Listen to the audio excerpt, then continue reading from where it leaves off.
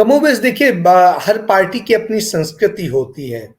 कांग्रेस 49 साल हिंदुस्तान में शासन किया। उस दौरान एक इंदिरा गांधी के एक 2 साल ढाई साल का जो शासन के तमाम विवाद हैं उसको यदि छोड़ दें तो पूरी तरीके से कभी भी किसी को रोका नहीं गया, कभी किसी को इस तरह से रिस्ट्रिक्टेड नहीं किया गया।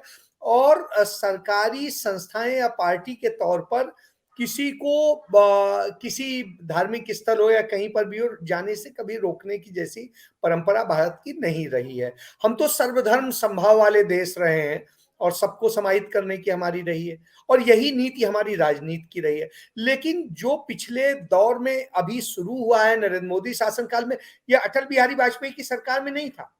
इस सरकार में जो ये शुरुआत हुई है कि पक्ष विपक्ष दुश्मन की तरह एक दूसरे को देखने लगे हैं, यह एक बहुत बुरी स्थिति है और यह निश्चित रूप से देश के लोकतंत्र के लिए और किसी भी स्वस्थ परंपरा के लिए घातक है।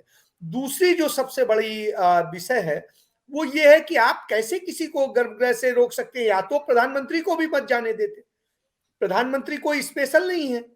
राहुल गांधी भी इस देश की सबसे बड़ी और सबसे पुरानी राजनीतिक पार्टी के अध्यक्ष रह चुके हैं, वो सांसद हैं और तमाम सारी कमेटियों के मेंबर भी हैं। तो ऐसी स्थिति में राहुल गांधी को आप रोक देंगे क्यों? क्योंकि वो विपक्ष के नेता हैं।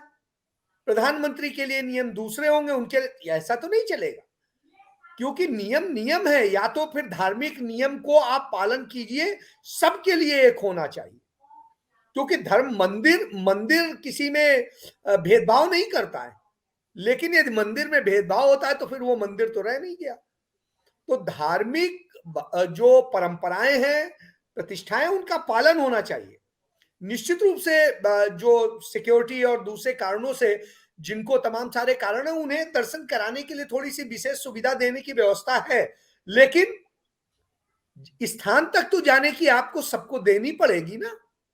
तो इसका मतलब है कि इस देश के अंदर दो कानून बना दिए, एक वीआईपी कल्चर, जो प्रधानमंत्री नरेंद्र मोदी कहते थे हम वीआईपी कल्चर खत्म करेंगे, उस दौर में सबसे ज्यादा वीआईपी कल्चर पनपा है। यह इस देश के लिए दुर्भाग्यपूर्ण स्थिति है।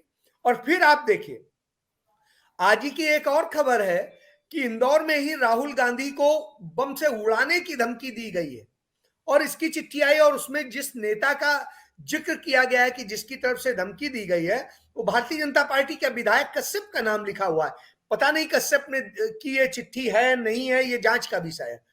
लेकिन जो लिखा है वो ये है, जांच शुरू हो गई है, एफआईआर दर्ज हो गई है। लेकिन आप देखिए ये बड़ी चिंताजनक स्थिति की ये हालात पैदा हो रहे हैं और वह नेता जो सामान्य तौर पे सड़क पर चल रहा है, एक मॉब के साथ चल रहा है, जिसके पीछे लाखों की भीड़ चल रही है, ये अपने आप में एक यूनिक है। आपको तो सपोर्ट करना चाहिए, आपको तो ये संदेश देना चाहिए कि आप डरते नहीं हैं, और यदि नहीं डरते हैं तो फिर रोकने और डराने और उसकी कोशिशें क्यों हो रही हैं? क्यों जो है जिस तरीके से राजस्थान में भारतीय जनता पार्टी के विधायक हैं, गुर्जर नेता, उन्होंने धमकी दे दी। तो ये सब जो है ये एक स्वस्थ लोकतांत्रिक परंपरा नहीं है। लोकतांत्रिक परंपराओं के तहत होना चाहिए। आप बिल्कुल करिए, जो आपको नियम बनाने बनाइए, लेकिन उसका पालन फिर सबको करना पड़ेगा और सब नहीं करेंगे तो फिर तो कोई नहीं करेगा। तो ये तो फिर गलत है और यदि ये गलत है तो उस गलत को अपोज किया जाना चाहिए।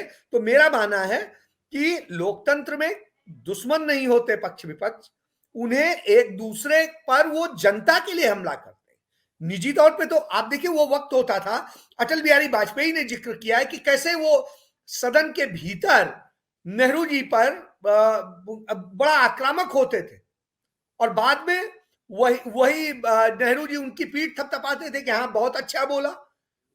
तो ये स्वस्थ परंपरा रही है। तो ये वो परंपरा मैंने बनारस में देखी। मैं छोटा था, मेरे पिताजी वहां डीपीएसपी थे। उस दौर में वहां पर राजनारायण जी चुनाव लड़ने पहुंचे, कमलापति त्रिपाठी जी के उन्होंने पांव छुए और कहा कि कुछ अब ऐसे थोड़ा ना आशीर्वाद होएगा, कुछ लड़ने के लिए कुछ दीजिए ना। तो पंडित जी ने कहा लोकपति से और कुछ उनको दिया चुनाव लड़ने के लिए। और जब चुनाव जीत गए पंडित जी, तो पंडित जी के उन्होंने पांव छू के आशीर्वाद दिया और सबसे पहले उन्होंने माला पहनाया। तब पंडित जी ने क्या कहा वो भी सुनिए। पंडित जी ने कहा, राजनारायण तुम पिटीशन फाइल कर दो, हो सकता है तुम जीत जाओगे। अब आप एक चीज समझिए, ये स्वस्थ परंपरा होती थी। तो उन सारी स्थितियों को आप समझेंगे तब लगेगा कि हाँ क्या हालत होती। तो आज जो ये हो रहा है ये निश्चित रूप से बड़ा निंदनीय है और मैं इसको समझता हूं कि ये उचित नहीं है एक लोकतांत्रिक भावना के मुताबिक। और आप हमसे जुड़े रहने के लिए सब्सक्राइब करें YouTube पर, फॉलो करें Twitter पर और लाइक करें Facebook पर। और ज्यादा जानकारी के लिए आपको टाइप करना होगा सिर्फ न्यूज़ नशा।